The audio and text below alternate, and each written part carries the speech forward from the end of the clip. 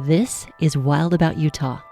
The Wild About Utah archives were one of the first local resources I learned of as a newcomer curious about the large birds striding across my backyard. So it should come as no surprise to learn that it drew me to Utah Public Radio and the Bridgeland Audubon Society, where I am learning all the time, and so pleased to be contributing to the celebration of 15 years of Wild About Utah on Utah Public Radio.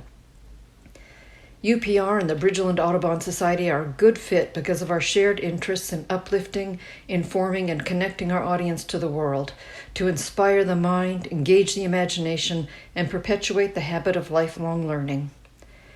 Many listeners know that Audubon protects birds and the places they need today and tomorrow.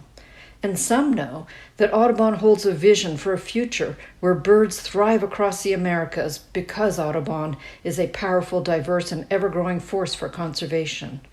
But everyone needs to know that the driving purpose is that when we create conditions for birds to thrive, we create conditions for people and the planet to thrive too. The Bridgeland Audubon Society's Amalga Barren Sanctuary Cutler Marsh Important Bird Area is a prime example of conservation in action.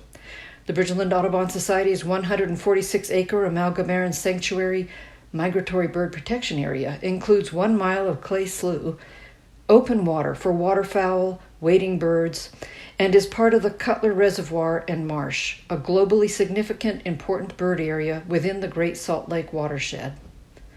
Water in an arid sagebrush steppe provides essential respite for migratory waterfowl, a few species of which are hunted on most other marshland in the region.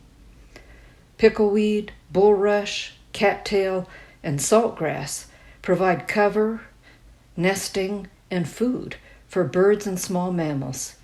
Additional food sources include water insects, such as water boatmen and water mites. Since 1927, Cutler Reservoir and Marsh have provided nearly 10,000 acres of varied habitat, including open water, lowland, riparian, wetland, wet meadow, playa, mudflats, grasslands, and agricultural fields for nesting, wintering, and stopover sites for over 165 species of birds. White-faced ibis, American pelican, long-billed curlew, black-necked stilt, avocet, sandhill crane, Wilson's phalarope, and great blue heron are noteworthy.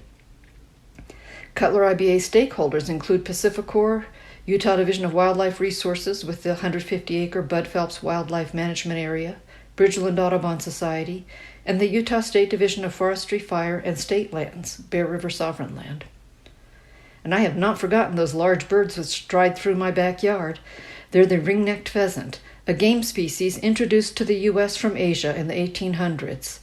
And it turns out the reason you're likely to see one well-dressed gentleman with a bright red face and a crisp white collar, accompanied by several well-camouflaged females, is that pheasants practice harem defense polygyny, where one male keeps other males away from a small group of females during the breeding season. Another interesting fact is that ring-necked pheasants sometimes cope with the extreme cold by simply remaining dormant for several days at a time. Now, isn't that a clever adaptation?